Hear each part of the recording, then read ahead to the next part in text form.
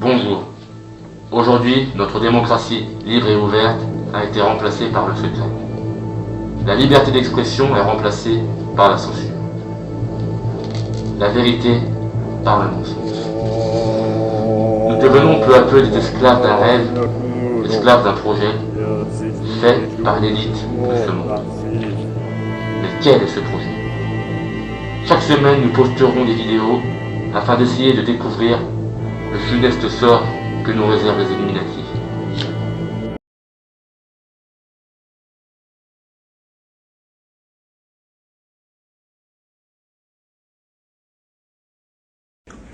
Ladies and gentlemen, the very word secrecy is repugnant in a free and open society, and we are, as a people, inherently and historically opposed to secret societies, to secret oaths, and to secret proceedings.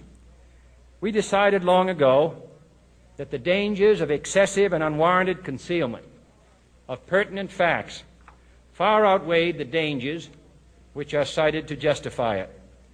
Even today, there is little value in opposing the threat of a closed society by imitating its arbitrary restrictions. Even today, there is little value in ensuring the survival of our nation if our traditions do not survive with it. And there is very grave danger that an announced need for increased security will be seized upon by those anxious to expand its meaning to the very limits of official censorship and concealment. That I do not intend to permit to the extent that it's in my control. And no official of my administration, whether his rank is high or low, civilian or military, should interpret my words here tonight as an excuse to censor the news, to stifle dissent, to cover up our mistakes, or to withhold from the press and the public the facts they deserve to know.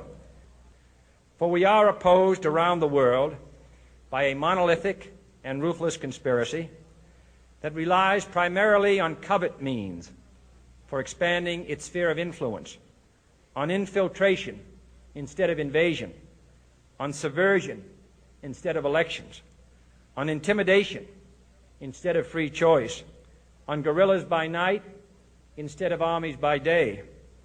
It is a system which has conscripted vast human and material resources into the building of a tightly knit, highly efficient machine that combines military, diplomatic, intelligence, economic, scientific, and political operations. Its preparations are concealed, not published. Its mistakes are buried, not headlined.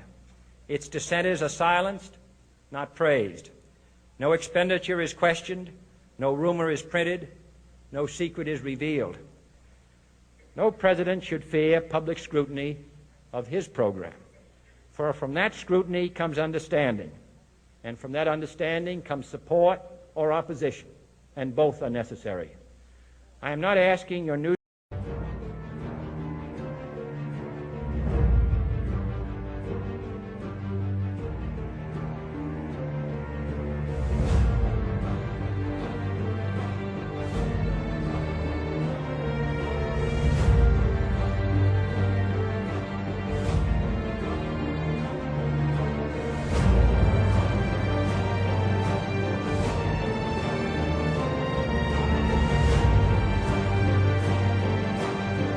c'est sentier.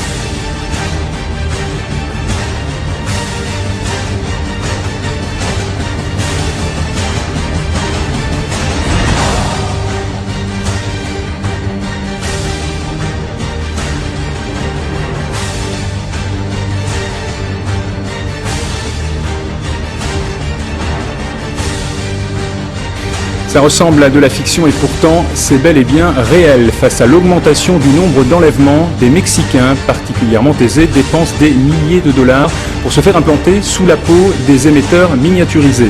Ainsi, en cas de malheur, des satellites sont en mesure de les localiser. La France est donc prête à franchir le pas, comme certains de ses voisins l'ont déjà fait. La carte d'identité devrait bientôt devenir obligatoire, peut-être d'ici 5 ans.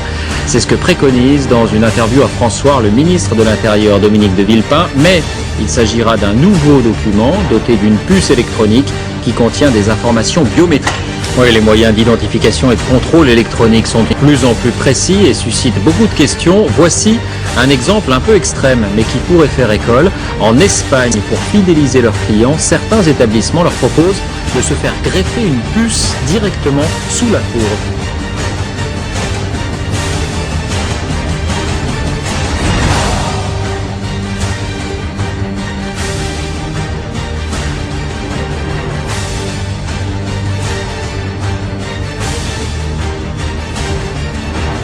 Une seconde chose, c'est qu'une grande partie de l'argent qui est dans notre porte-monnaie vient précisément de l'exploitation depuis des siècles de l'Afrique. Pas uniquement, mais beaucoup viennent de l'exploitation de l'Afrique. Alors, il faut avoir un petit peu de bon sens, je ne dis pas de générosité, de bon sens, de justice, pour rendre aux Africains, je dirais, ce qu'on leur a pris, d'autant que c'est nécessaire si l'on veut éviter les pires convulsions ou difficultés avec les conséquences politiques que ça comporte dans le prochain avenir.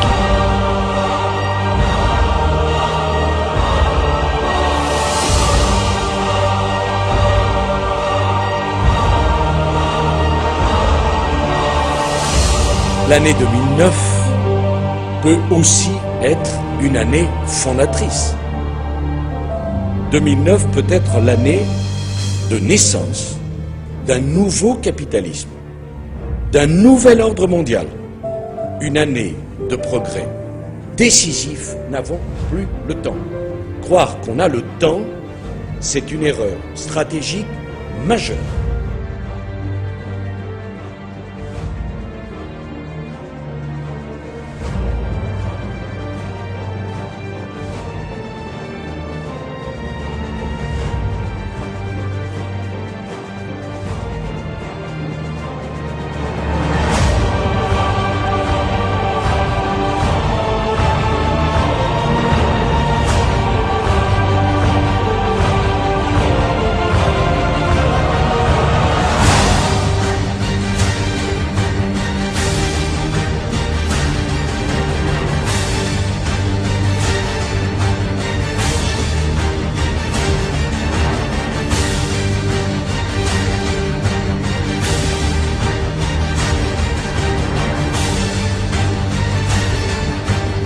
Ensemble contre le nouvel ordre mondial.